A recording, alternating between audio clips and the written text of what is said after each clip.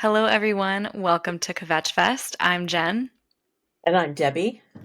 and today we're going to talk about the good, the bad, and the ugly about social media. The good, the bad, the ugly about with with social media. Yeah, this is a complicated one. I mean, I grew up in the 90s, so social media wasn't a thing yet, and I got to live a child free, a social media free childhood. Which honestly, looking back, I'm very grateful for now because I remember working at a farm in New England in October and in my 20s and just seeing all these high school students come to the maze. And they were talking all about like what's being posted on social media and who's going to see what and who's going to be where. And it dawned on me that that was a reality for these kids, that they're having to like keep up with social media in their adolescence. And I realized I didn't have to do that and how grateful I was because high school was already a nightmare as it was. And to have to also keep up with all the doings and whatnot on social media just added a whole layer of complexity to your social standing and community and all of that stuff. So I think I'm pretty grateful that I didn't have to deal with social media while I was growing up. I think it's really challenging for kids navigating social media and their parents to navigate social media together. I just can't imagine what those conversations even look. I mean, I can, but that's just really hard stuff. So, because as an adult, I have a really hard time managing my own social media usage and time. And just lately, I have been realizing I need to put my phone down and be in the reality that's around me in the present moment. And it's actually much better for me if I do that more consciously versus like pick up my phone during every bored moment or in between or transitional time, because that's what I was doing, is just picking up my phone during a lull in, I mean, not conversation, but like a lull in something. Or anyway, so that's been my experience lately. But let's dive in more, Mom, because you have had a longer time without social media. It, and then now it's has really become part of your life too. So I'm curious what our different thoughts are on social media, because you've got social media as an adult, right? I mean, that's, Oh, yeah. yeah, it's like such a different experience than Right. I mine. guess, yeah, I would say that the primordial social media probably was the 24/7 news cycle. Okay. Yeah. That would be kind of like that for me, where you could Sure. turn on the TV set and everywhere you looked, there was breaking news. And I don't think they started the breaking news quite yet, until they realized how much competition there was in the 24-hour news cycle. And then I think it was CNN probably started with breaking news. So I think that was, 'cause I've talked to a lot of people my age who keep harkening back to the fact that at a certain time at night, the TV set turned off and Yeah. nobody could watch anything except for a test pattern. Or, well, they signed off with the American flag, and then they went to a test signal, and there was nothing to see on Hmm. your screen except for this thing, and This is your everybody went to bed. childhood? Yeah, and everybody Okay. went to bed, and Right. then you waited until the next morning for the TV to be operational, you know, Yeah. via the studios, right? So there was a lot of downtime with screens because there Hmm. was only the only screens you had was your TV set or going to the movies. Yeah. Essentially, that was Yeah. it. There was a finite amount of time for us. So people could have time to relax, think about them, Decompress. decompress, be with their families, sleep. Hmm. I essentially think there's a lot of kids, especially who are sleep deprived, because they're so afraid of missing something that Mm. they're on their phones constantly. And that's when parents have to come in and say, we're going to put the phone, lock the phone up in the closet. You'll see your friend tomorrow and you need to get some sleep. Because Is the friend the phone in this scenario? yes, because when Okay. I had to buy the new phone that I'm using right now, and I had to say goodbye to the phone that I had for 4.5 years, because apparently that's the shelf life, I was like, oh, I'm so sorry, because we had this, it feels like you have a relationship with this stupid phone, right? And I felt bad Yeah. because I couldn't even, it died. There was no way of like, getting it Reviving. back. Yeah. Right. And so I had to start with this new phone.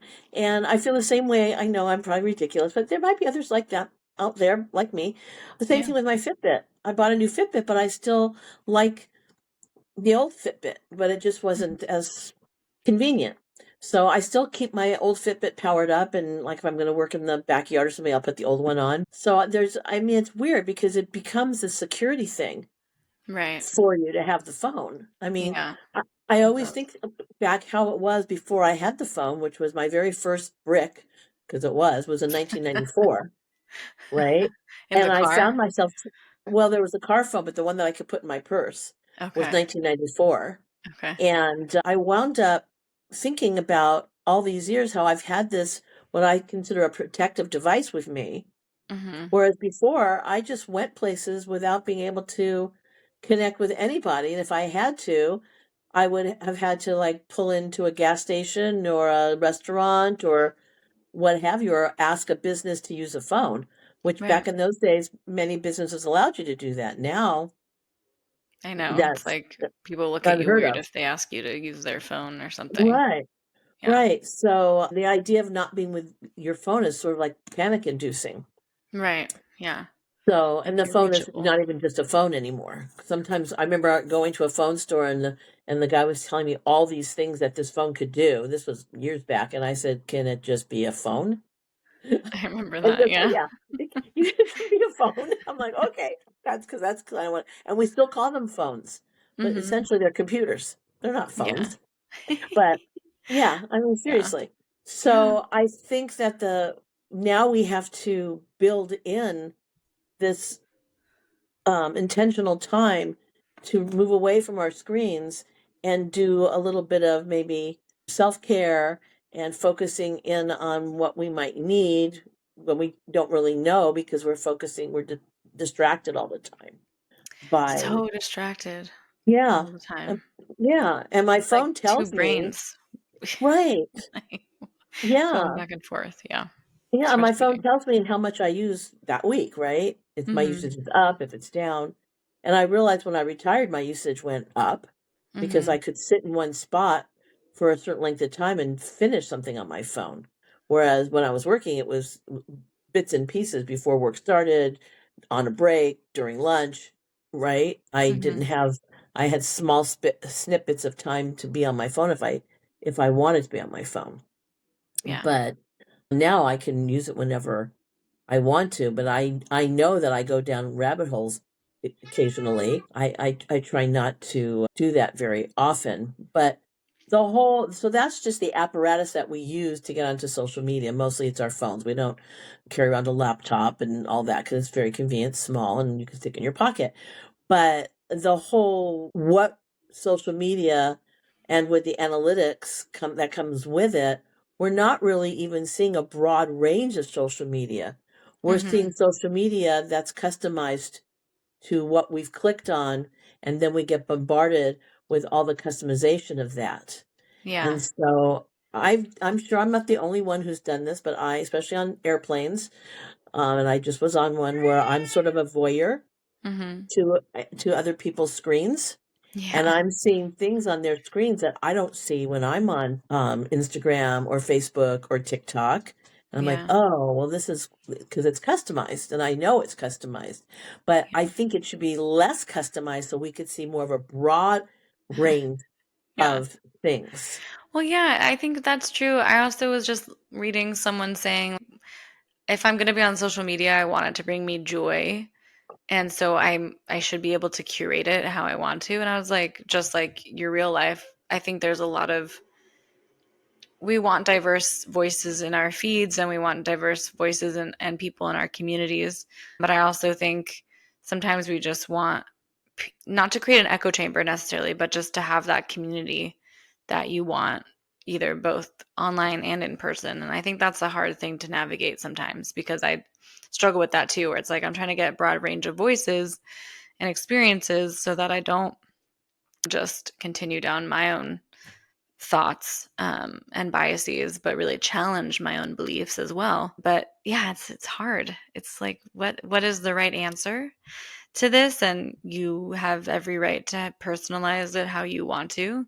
But sometimes it's dangerous to personalize it too, to a certain extent. It's like, I mean, yeah, sometimes ignorance is dangerous, right? It causes issues. So, Well, it does because you're only seeing one point of view, mhm. and you're only hearing the point of view that satisfies your point of view. Yeah, exactly. So, like you said earlier, you're not being challenged Right. because you're not hearing anybody else's side to it. And Mhm. look, there was a time that I was interested in trying to parse out as much as I could of something somebody might say that most of which I didn't agree with. Mhm. Now I'm not so sure I'm as magnanimous about that because, yeah, in the past, it was more of sharing different points of view, but now a person's point of view can be deadly to somebody else. Somebody that I Yes. love, somebody that I'm Mhm. friends with, or family, or an institution. So it's Yeah. gotten way extreme for me. Yes. Yeah. So it's hard to be able to square wanting to see lots of different things on my feed, but Mhm. knowing that I'm going to discard certain things that are absolutely, you know, Inappropriate and inappropriate, antithetical to what heinous. I believe, what that I think is dangerous. Mhm. I was with some friends recently and we were having a conversation about religion, but we didn't want to go into the political realm exactly. It came up slightly, but not really. And the person, I was shocked, sort of, or maybe surprised, maybe shocked is too big of a word, that they said to me, I can't believe that certain marginalized groups in America voted Republican. Mhm. And this is coming from a conservative person. So this conservative person even realized that that's even more conservative Yeah. than they are. Yeah. And so there's kind of like the shock and awe about how Mhm. people of certain ethnicities and cultural backgrounds and religious beliefs voted against themselves somehow. Yeah. Mhm. And why is that? Right? So it's sort of social media, it conjures and it curates and it intentionalizes everything that you believe in, Yeah. but not, you can't even necessarily get the moderate in the Right, it's just centrist part. extremes, isn't it? Right, Yeah. right. Yeah. Unless you do your due diligence and look up things and go to different sites and yeah, right? I know people don't either have access to be able to do that, understand how to do that, want to have the capability of. It's fascinating to me that people will just base their choices solely on social media and Right, not actually do outside research by any right, means. I think people have forgotten about libraries, and there's whole places where you can find and access things that don't have anything to do with social media but will give you options and answers. And I just think social media has become really isolating, even though it's also really community building as well. It's like two sides of the same coin, you know? it's yeah, it's like a circus. It Seriously, is. it's like a circus. It is like a Honestly. circus. I remember I've had the privilege of being able to go on 2 3 week backpacking trips in my life, and I didn't have my phone. And I remember the first time I did that, I literally left my cell phone plugged in my dorm room and then said goodbye and walked out the door with my backpack and into the van. And I was, that was a real moment of like Hmm. letting go And and for me just, too, because I yeah, couldn't reach no, it. it's like, it's not the Yeah, choice I wanted to make, right. but I had to. And that was what was required of me at the time. And so I did that. And then the second trip, I brought my cell phone with me, but you could have gotten damaged. I mean, we were in lots of storms, water damage, all that stuff. Like you're in the elements, right? And I put it in like a sealed bag and put it in my backpack, and I didn't touch it. I turned it off. I didn't touch it until a week and a half in when we were on resupply. And I remember turning on my phone in the middle of the desert in Arizona, and the brightness, I was just like, oh my God, this is what I look at all the time. The screen was unbelievably bright. My eyes hurt. I was like, oh my gosh, this is like so foreign to me, this device, after being just a week and a half in the wilderness, you know?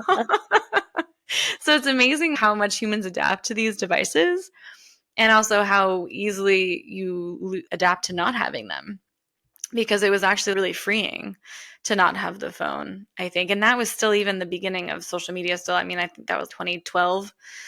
So there was still, cameras weren't that good, things like that. There was not a lot going on still with that. But I remember posting on Facebook, oh, here I am, in the middle of my backpacking trip, dirty and like disheveled.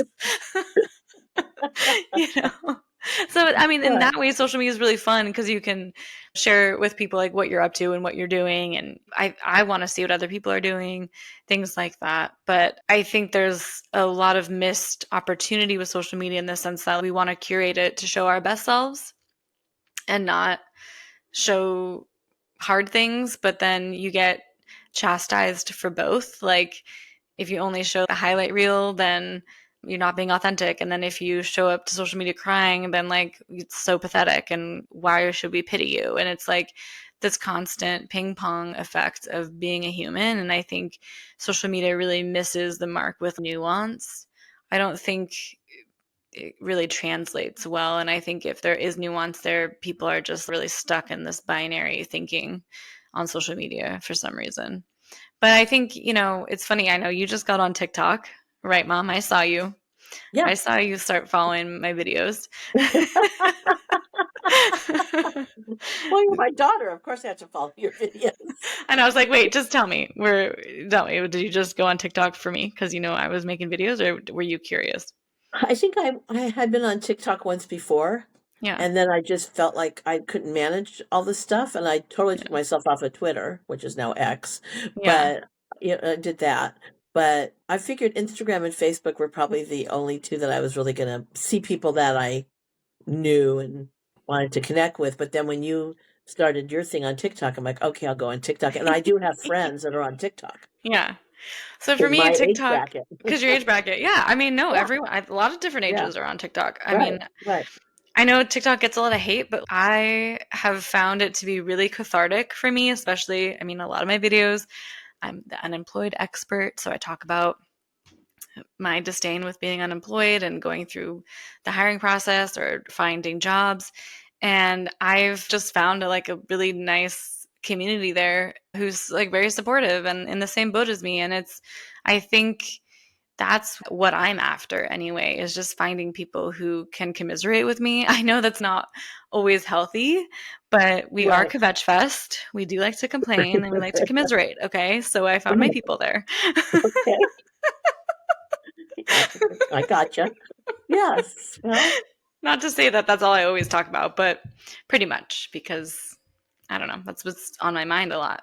So it's like, right. I used it. I mean, I even told my therapist like 4 years ago, I was like, this has been really helpful in me. It's kind of like therapy for me in a way, just making videos about how I'm feeling, and people can commiserate as well or share their perspective. And I think that's beneficial to people and myself. So there's like one positive. No, there's lots of positives, I think, from social media, but Well, yeah, I don't think I wouldn't write social media off as an evil doing thing. I just think that what happens, because this is what happens, we take it to the extreme of being our most beautiful self, the best house, the best interiors, hmm the best cooking. It's all hmm that. And some of it I fall into for me, and and I'm older, so I've been through a lot of these things. So for me, watching some of this stuff is sort of a Zen experience. I just sort of zone out and I watch people create. I shared all these recipes to myself. I don't know if I'm ever going to make them, but I have made some. I hmm have even commented back on recipes that I've made to the person who has that channel, hmm and they commented back to me, and that's nice because I think hmm they should know that what they're creating worked. What's concerning me, and this has been a concern for a long time, is that when people can customize everything to their own desires, we become very sort of egocentric. and we want it our way and only our way, and we want it like now. And that's been going on for a long time. That's not anything new. Mhm. But I think what I hope that I instilled with you and your brother without social media was delayed gratification. There's something to be said about that. Mhm. And Yeah. social media does not really allow for delayed gratification. It does for the people who are the content creators. Mhm. The ones that are actually putting themselves out there have to take time and energy to produce all this stuff. For those of us who are watching it, it's I quick. know. It's very quick, and our attention spans are just slim to Right. none lately. We're like Yeah, it's gnats, just you know. or it's like you're watching TV, and then you got your phone in your hand, and then maybe your laptop's nearby. I mean, we have 3 screens, and Right. it's like TV is now background noise instead of the main event, and your phone is dictating what you're doing. It's so weird because I do it too. I'm calling myself out. I'm on my phone scrolling, and then I have Yeah. TV Well, on in the background. I'm a little different because I'm old school. So I have TV set on while I'm doing a crossword puzzle on paper and with paper and pencil or pen. Yeah, I do so it in that's pen nice. because I'm so sure of myself. But but I You're don't really care about the confident about mistakes. it. Right. But but I am connected through my watch to Yeah. my phone, which is sitting right next to me, and so Yeah, it constantly goes I know. off. Oh my gosh. I so many devices that go off at the same time when I get a phone call now. I'm like, "Oh my god, Right. where is that even coming from? This is too much." Hmm. And I'm even noticing the way I hold my phone. I mean, is it carpal tunnel? I mean, my hand is hurting, my wrist is hurting, Yeah. things like My that, and hand goes that numb. freaks me out. Yeah, my Yeah. hand goes Uh-huh. numb, my pinky. Yes. Oh, this is But that happens when I terrifying. hold a paperback book also. If I'm reading for a long time, if I hold a paperback or I have that. So it's just the Okay, the act of holding something for holding something. you But just have to, do that's fair, stuff. but like if I'm reading, sometimes I put the phone. See? Oh my god, I put the book. Freudian slip Which there. could be your phone, Ah.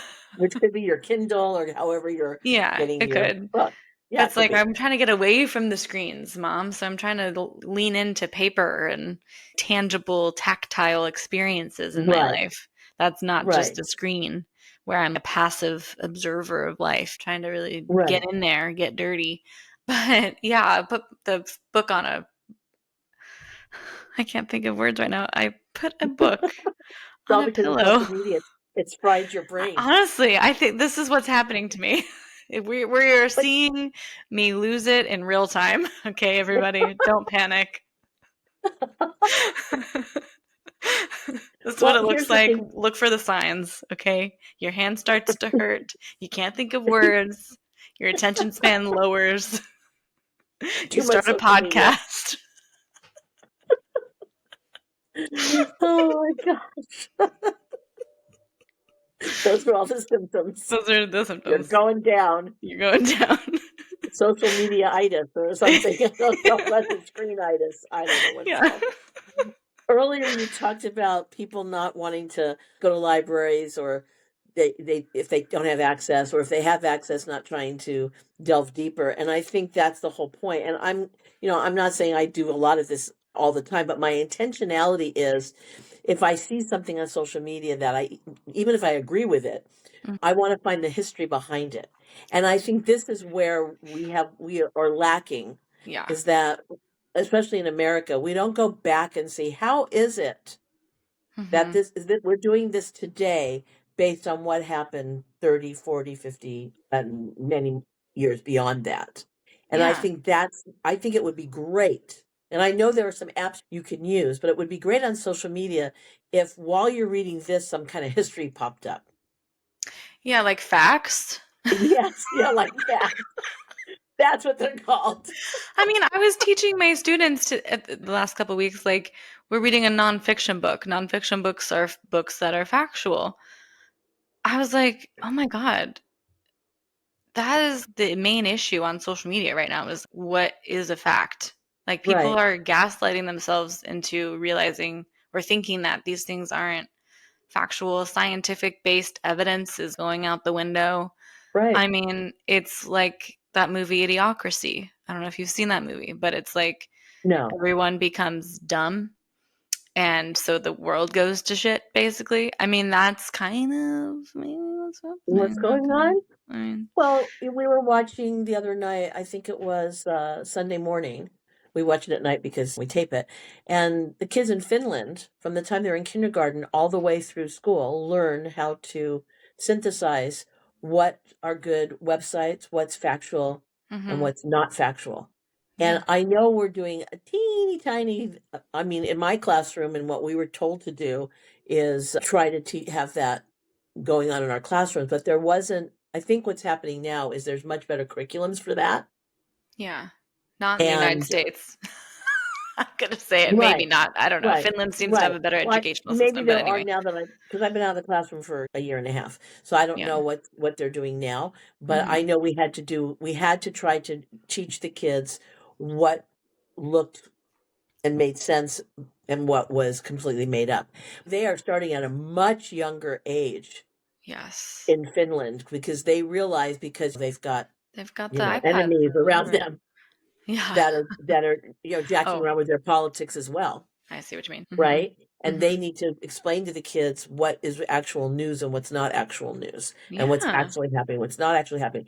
And we don't have that because Scary. we don't want to think too much, because I believe that many Americans are very surface and oriented, and they want comfort. And look, I Comfort, want comfort ease. too.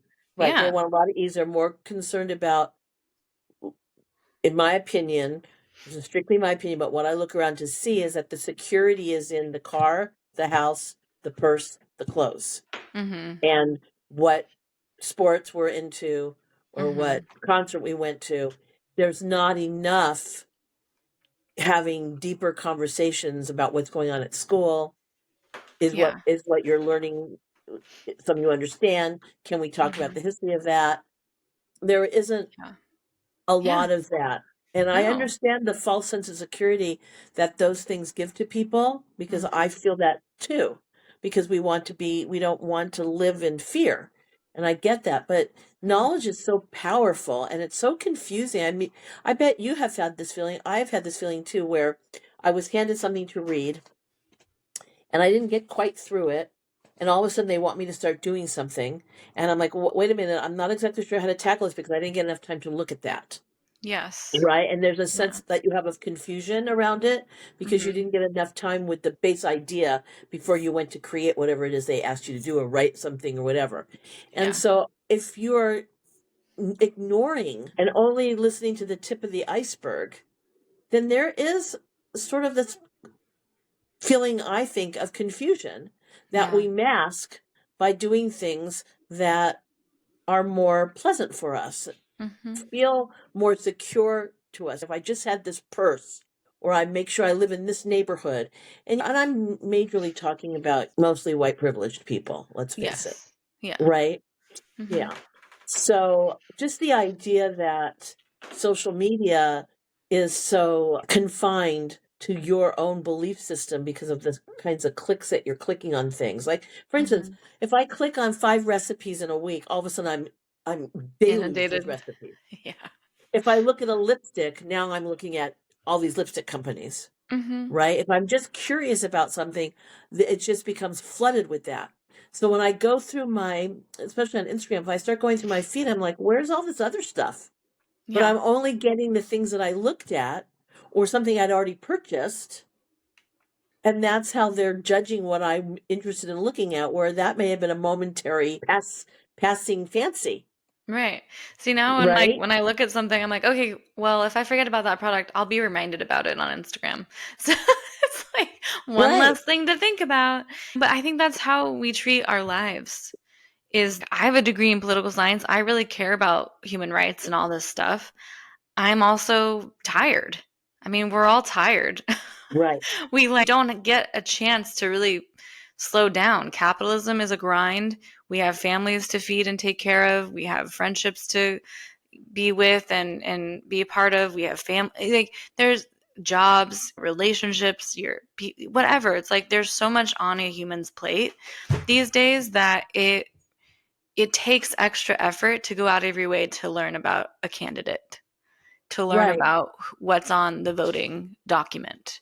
And even for me, even for someone like me who's very interested in this stuff and wants to make positive changes and wants to go in a different direction than the one we're currently headed in. It's very tiring to think that we have to keep working and to keep on top of everything else we have to do. I get it. Oh, And I think totally. that's where this defensiveness comes in, where people are just like, oh, well, this, and that, and the other. And it's like, well, you're not really thinking about it because you want to be safe. You want to be protected by your defense. You want to be at ease and not think about the hard stuff. Well, you don't have to think about the hard stuff because you got privilege. Anyway, there's so much to say about that. No, there is. And I think that if we could have a somewhere where we could go where, and like I said earlier, there are apps and I know that are non-biased and Mm-hmm. they give you the information, but that's not, it's not sexy. Those places aren't really sexy. They're not in your face. They're not loud. People aren't No, yelling. they And smell like the moldy library that you grew up in right. that Right. Which have, I love. I love the smell of the moldy library. fluorescent lighting. Yeah, that's why I like to go to old bookstores. No, I know. Right. But and there are people like me too that like that too. But I'm just Yeah. saying that it's really hard to pull it. It's like looking at, God forbid, a fender bender. You're just drawn to it. It's like, a mosquito Mhm. to light. Mhm. You can't look away because and some of the things that come up on my feed I don't want to see. I'm Oh like, my god. I why did I know. tell me that? I don't want to see that. I You know? know. Right. Yeah, it's upsetting. Everything It is is. upsetting. And then And on other days, you're like, oh, wow, I feel really empowered and enlightened by this person that posted this video of whatever, talking about this experience. So you have those days or moments. But that's the funny thing, too, about social media is that they are just blips. And I don't know if this happens to you, but I will be in the middle of a conversation. I'll be like, oh, where did I see that? Was that with you? Was that on my phone? Was that a movie? Was that with a different like I can't remember right. where I saw something because I'm on the gosh dang social media so much Right. that I'm seeing things at such a high rate Right. that my brain can't process it all. So then it goes into like basically a blank zone. And then I have what I feel like is memory loss, which is also really scary. I remember Yeah. learning about brands when I was a kid and how children see upwards of like 1,000 brands a day. I don't know. This is not factual, but they see a lot of brands and they can tell you what a brand is versus what a certain vegetable is. That's kind of how I feel social media is. It gives you a Right. glossing over of information, but you couldn't really walk away with any information that's actually, sometimes it's helpful, but a lot of times it's just a glossed over. Right. Not really useful or Not really yeah. useful. You couldn't Yeah. tell me where you got that information from or cite it or give me factual evidence-based, research-based knowledge. It's just like opinions, which opinions are great, Right. but they don't tell the whole story. No, they don't. And I think that you're right about the attention span. I think that what we used to say in the classroom was that we're just not fast and slick enough to keep kids' attention. Yeah. Right. Mhm. And I'm backing away from that a little bit because, I did have kids in the classroom who could sustain a project without Yeah. having to be on a device. And Yeah. they did do that. And let's face it, with or without social media, with or without a device, we were all bored in school. There were times we were bored in school. Yeah. And the only time that we really had a good time in school is if we were doing that activity that we had chosen to do Yeah. and really liked it. And they Mhm. still have research that says that kids who have one class that they really like or a teacher or a project, they will come to school for that. But if they Mhm. don't have that, it's really hard pressed. And that's just Yeah. human nature. We're all like that. But I really think that it's important to have, I keep saying this probably on every podcast, moderation, Yeah. right? Yes. You Yes. just, Don't fill up on social media. Is that what you're saying? right. Yeah. Take it, yeah, just little snacks, Take little snacks little instead of bites. like an hour before you get out of bed in the morning. Is that like that's probably not Right. good? And I I'm mean, I guilty do of that. that. I Me have, too. yeah, I get up and then I have a series of things that I like to do on my phone before I start exercising. Yeah. And I do that. Yeah. And then sometimes I'll like, oh, just nope. I'll look at the clock. Oh, whoa, okay, no, because time just vanishes, right? And I don't want to waste my time, but I've intentionalized the certain things I'm going to do Hmm. prior to starting my day, Yeah. right? Yeah. I Yeah. had a Right. I had a student today who said they were telling me a story when we were supposed to be working on something, but it's fine. I like to have camaraderie with students. But this kid was saying to me that her father was watching an adult show, and she was like, but I saw some of it because I like to take a sneaky peeky, A sneaky peeky. a That's sneaky cute. peeky. Yeah, and I was like, okay, maybe that's how I should treat my phone. Just take like a sneaky peeky Right. at social media. That's cute. That is super cute. Yeah. But I had to not laugh. I mean, you don't want to laugh at children, of course not. But I No. was like, that is hysterical. That's really funny. Yeah. That's cute. Cute way Yeah. of putting it. It's what I think I'm mostly afraid of is certain people who are in charge of the social media. Yeah. It's never That's worked more out concerning that to me. one entity that's in charge of disseminating Right. information has ever ended in a really good Right.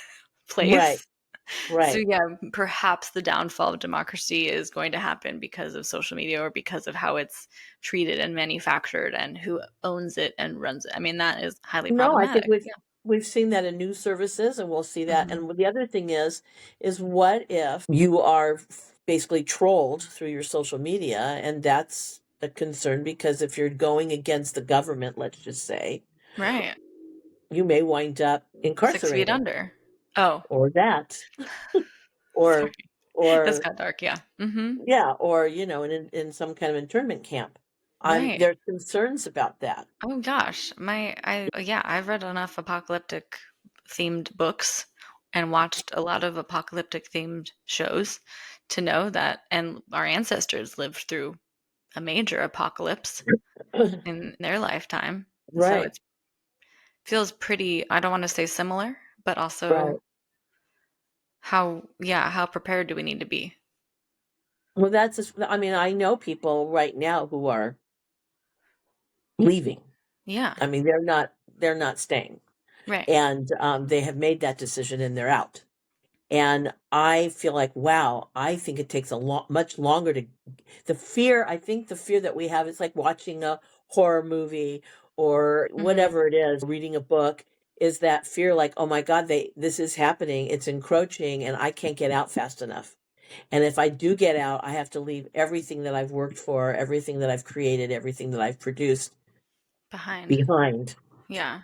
And I think that is just freaking terrifying. It is terrifying, and I think Right. it's really hard to think about uprooting yourself and your life and your family, and I mean, that's just really hard, a really hard thing to even process and understand. And I think it's one of those things where if we are gonna bluntly kind of compare Hitler to Trump, I mean, Hitler took about a decade to get everything organized, and that's where we are now with Trump. So that's the part that freaks me out, where it's like, is that time coming more rapidly, even though Right. we feel like it's been slow? You know what I mean? Right. Because these things No, take time. they do. Yeah. And social media, the other part of social media is that for those that are watching and then the dark web and all these things, they're watching some of this stuff happening and they already think it's now. Yeah. And so they start to react as if it is now. Right. And on both sides, but the side that's reacting that I'm concerned about is the side that's reacting now without Mhm. a lot of real information, which is what I think why the insurrection of January 6th happened and why they were emboldened, because they had not just listened to one person, they had been looking at things that were, constructing that reality for them on Exactly. social media and on the dark web, and Yeah. they weren't questioning any of it. Right. They were just taking it verbatim and Verbatim. using it. Mhm. Right, and you can use it on the other side too, but Mhm. the other side doesn't seem as it's not destructive. Yeah. It's more socially responsible. Yes. Does Yes. that make sense? Yes, it does. So are you picking the angel or the devil kind of Mhm. thing? And which one is going to be sort of benign and which one is going to be the cancer that's going to kill us? Yeah. And that's concerns me. And as a parent, I feel responsible in a way. Be, Why? I know. You And you didn't say, vote what? for Mm, I mean, Reagan, was it, that started all this? no, No. no, No. Yeah. no. Um, But what I guess I mean is I feel like, and I know there's a lot of young people your age who have just started families, and it's the idea that you never perceived that this could be a possibility in the lifetime of your children, that they would have to maybe confront this reality. Mhm. And so that, I guess that I don't know if the word responsible is correct or not, but that just makes me emotional for sure. Right. So I wish there was more checks and balances on what's going on Yeah, in that would be a true democracy, wouldn't it? right, in social Yeah. media, And right. in social media, yeah. Well, it's like the difference between a healthy marital relationship and a dysfunctional one. You're Yeah. either going to be able to sit down together and work as a team and Mhm. iron out the differences where it's a win-win, or Mhm. you're going to just fight and argue against each other until one person wins over the other one, and the Yeah, one yeah. who wins feels victorious, the one who loses feels victimized, Yeah. right? Mhm. And so I think there's a large concern that there's a lot of people right now that feel victimized, and that's because we have moved so far to one way. Right. And Mhm. if we could just be sort of in the center and use actual rational thought and Mhm. really go by the Constitution, perhaps, and the checks and balances that we have created, people would feel maybe a little less harmed Yeah. and they might feel more secure. But it's like having a bad parent who's not He's To be trusted. abusing you He was and yeah. not listening to that stuff, so, it is a concern, It is obviously. yes, hugely, Yes. hugely concerning. Right. So to wrap up the social media Right. situation, what is a good thing? What's a positive thing about social media, and how should we use it going forward? That's a very good question. I think what's positive for me, and yet I'm saying this because my feed is probably being manipulated, Yeah. but what I like seeing is the diversity of people on my feed. Yeah. Okay, Mhm. so I'm seeing all kinds of people, and I'm really glad because I think the more we normalize how many different variations of humanity there are who are Yes. doing good things, the better Mhm. it is Yeah, it gives a for lot of, like, humanity. first person experience, which I think really lacked Right. when TV first started and all of that, and radio and things like that. Like, Oh, there's a lot more authentic voices coming through. because we had so many shoulds back then and we were so homogenized in the way we thought families should look and Yeah. predominantly white, middle Yeah. class. Women had to be a certain thing, men had to be a certain Mhm. thing. I don't even know why. I can't even understand any of that. Honestly, I was just brought up in it, and Yeah. now I think I sent you something recently of a trans person talking about it's okay, we're going to be fine, right? Mm. And I just Mhm. found that first I cried, and then I was like, okay, if that person who's under so much scrutiny in the world can tell me there's things I can do to make myself feel better. What a Mhm. wonderful world this is, right? Yeah. But Mhm. I'm willing to listen to somebody who doesn't look like me or live like me, where other people are Mhm. not willing to do that. And it's so sad because we miss out on so much when we Yeah. don't get to you know open ourselves up to other people's experiences. So I think I the agree. positive thing is that for me, if you want to and you click on other things, you can see a diverse population of people and you can start understanding what their Mhm. life is like and why some of the things you might believe in might be harming them and also harming you. Mhm. Because the idea of the deportation of undocumented immigrants who are not only ones that come across on foot, but fly in on plane, Mhm. it's going to collapse the economy. Yeah. I mean, it's just I was in New York recently and I was reading the statistics, and undocumented immigrants feed $3.1 billion of tax money into that society. Mhm. And of those services that they pay taxes for, they don't get to use. Right. Right? So I call Mhm. big BS on that. Yeah, And I do too. the erroneous thing is that people who are afraid of immigrants don't realize how much they are bolstering the economy and Yes. paying taxes. They don't get that. And that's where I Mhm. go back to the history. That's where Mhm. things have to pop up.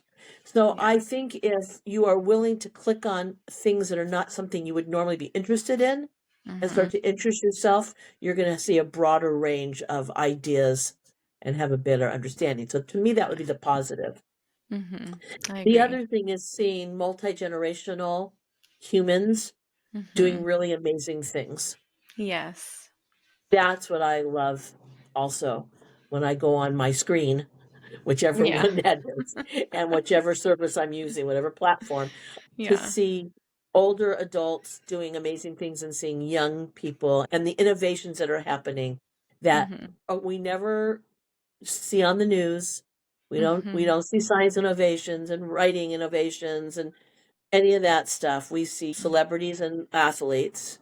Mhm. And if we only could switch that up a bit, I think people would start to believe more in humanity Yeah. and we would empower ourselves to Yeah. not go down what could be a very dark path for a lot of people, including them. Including them, I know. Because if they're not Right. coming for you now, they'll come for you later.